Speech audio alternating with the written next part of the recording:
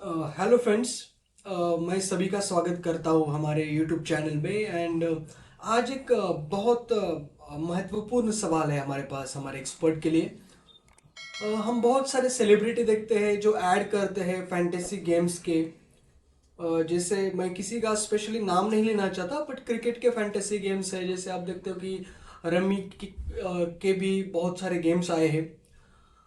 उनका एक एडिक्शन भी क्रिएट होता है, और इन एडिक्शन के ऊपर ही मैं हमारे सर से पूछने वाला हूँ। सर, ये तो हमें पता है कि जो गेम है, फैंटेसी गेम लो, क्रिकेट की गेम लो, तो उसमें करोड़ों लोग उसमें पैसे लगाते हैं, और जीतने वाले सिग्निफिकेंट अमाउंट जीतने वाले, जो जैसे 1 करोड़ जीतने वाले हैं या 50 लाख जीतने वाले, हार्डली उन करोड़ों में से 4 या 5 ही लोग रहते हैं, या एक ही दो ही लोग रहते हैं। तो बाकी लोगों को तो कुछ मिलता ही नहीं है। फिर भी बहुत सारे लोग इसको खेलते हैं, और बड़ी बड़ी कंपनियां हैं जो इंडियन क्रिकेट को स्पॉन्सर करने तक उनका रेवेन्यू गया है। और ये रेवेन्यू इतना गया है क्योंकि उनकी इनकम होती होगी इतनी। और इसका एक कारण है कि हमारा जो यूथ है स्पेसिफिकली इन गेम्स में एडिक्टेड हुआ है। सिर्फ क्रिकेट की ही बात नहीं है, जो रमी के भी बहुत सारे गेम्स आए हैं, लूडो टाइप भी गेम्स है, जिसमें बहुत सारे लोग पैसे स्पेंड करते हैं, आजकल जीतेंगे इस सोच से। तो इस एडिक्शन के बारे में मैं सर से पूछना चाहता हूँ कि ये एडिक्शन का सॉल्यूशन क्या है, और एडिक्शन के पहले भी एडिक्टेड इंसान जो होता होगा उसके बिहाइंड लॉजिक क्या होता होगा, किस कारण ये एडिक्शन क्रिएट होता है। तो इसके बारे में आज हम आपसे जानना चाहेंगे, doctor Pranav ji. Hello all.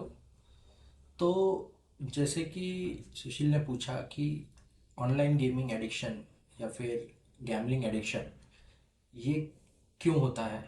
तो जैसे बाकी सिगरेट, अल्कोहल और बाकी के जो सब्सटेंस होते हैं उन उनमें जैसे एडिक्शन लगता है, उसी तरह से जो बिहेवियरल एडिक्शन हम बोलते हैं, जैसे गेमिंग खेलना हो, पॉर्न एडिक्शंस हो या फिर गैम्बलिंग एडिक्शन हो, इनका भी सिस्टम सेम ही होता है ऑलमोस्ट।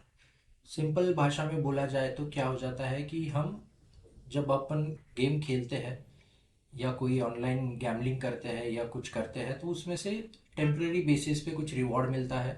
उससे आपको रीइंफोर्स हो जाता है वो चीज़ करना, और आपको एक होप रहता है कि आप पैसे जीतोगे या फिर पैसे मिलेंगे या फिर कोई रिवॉर्ड मिलेगा। और वो डिज़ाइन ही ऐसे किए जाते हैं गेम्स कि जिससे आप उसमें अटके रहो, भले ही आप फिजिकली जाके कसिनो में खेलो या फिर ऑनलाइन खेलो। तो उसका डिज़ाइन ही ऐसा है कि आप उस चीज़ के लिए एडिक्ट हो जाने चाहिए, आप उसमें रिपीटेडली पैसे लगाने चाहिए। अभी ये एडिक्शन सबको होता है ऐसा नहीं है, कुछ लोग उसमें फंस जाते हैं, कुछ लोग बहुत टाइम पे ही पहले बाहर निकल जाते हैं। इससे क्या हो जाता है, ना कि सिर्फ आपका फाइनेंशियल लॉस होता है, बट बाकी आपके लाइफ के बाकी फैक्टर्स के भी ऊपर उसका इम्पैक्ट आता है। जैसे कि आपको मेंटल हेल्थ इलनेस जैसे हो जाना, या डिप्रेशन, एनजाइटी होना, आपके रिलेशनशिप खराब हो सकते हैं, आपका आपके ऊपर बहुत सारा फाइनेंशियल ये आ जा सकता है, लोड आ सकता है, या फिर आप बहुत बड़े कर्जे में फंस सकते हो। ये सारी चीज़ें होती रहती है, और ये जब तक आपको समझ में आती है तब तक बहुत देर हो चुकी होती है। या फिर आपको जब समझ में भी आ रहा है, आप उसके ऊपर एक्ट नहीं कर सकते, अपने आप को कंट्रोल नहीं कर सकते। जैसे ही पैसे आ जाते हैं, पैसे मिल जाते हैं, आप उसमें फिर लगाने की अ, आपको अर्ज होता है और आप लगाते हो, ये होप में कि नहीं, मेरा जो लॉस है मैं रिकवर कर लूँगा।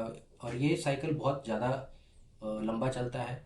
बहुत सारे पेशेंट्स मैंने देखे हैं, 5,000 10,000 के लोन लेके या फिर उसमें वो वेस्ट कर रहे हैं, जहाँ की उनका सैलरी उतना नहीं है।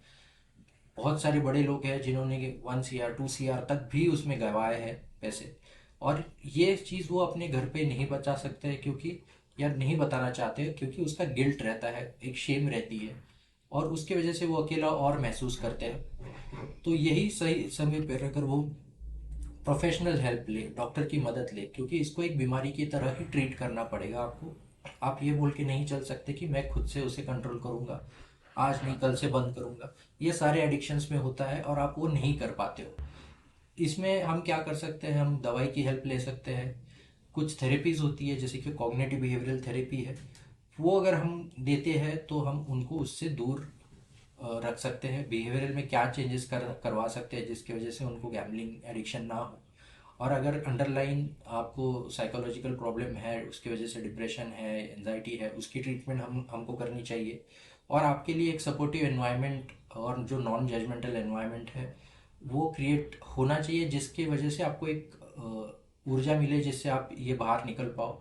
जहाँ ज़रूरत है हम फैमिली थेरेपी करते हैं, ग्रुप सेशंस करते हैं, फैमिली को समझाते हैं कि कैसे आपको हेल्प करे इसमें से बाहर निकलने के लिए।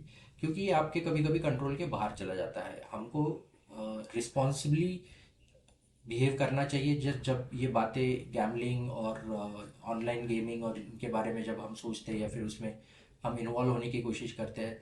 बहुत सारे बच्चों को गेमिंग एडिक्शन होता है, पबजी खेलना हो या फिर बाकी चीज़ें हो। और जब वो हम उनसे निकाल लेते हैं उनको विड्रॉल सिम्टम्स आने शुरू हो जाते हैं, बिहेवियरल प्रॉब्लम, बहुत ज़्यादा गुस्सा आना, और ये सारे वजह से आपके मूड के ऊपर बहुत ज़्यादा इम्पैक्ट होता है। तो ये एक ऐसी चीज़ है जिसका आपको ध्यान रखना ज़रूरी है। और आपके साथ आपके सराउंडिंग, आपकी फैमिली, आपके कलीग, फ्रेंड, सारी चीज़ों के ऊपर इसका इम्पैक्ट होता है। एडिक्शन की वजह से आप ही सफ़र नहीं करते, आपके जो सराउंडिंग लोग हैं वो उनको भी सफ़र करना पड़ सकता है। तो हमको इस चीज़ का ध्यान रखना चाहिए कि हम उस चीज़ों में ना पड़े या फिर ना इन्वॉल्व हो। और अगर आप उसमें इन्वॉल्व हो जहाँ पे आपको पता है कि आपको एडिक्शन है, लत लग गई है, आप नहीं उसमें से रिकवर कर पा रहे, नहीं कंट्रोल कर पा रहे, तब आपको हेल्प लेना या फिर ट्रीटमेंट लेना बहुत ज़रूरी है। Thank you.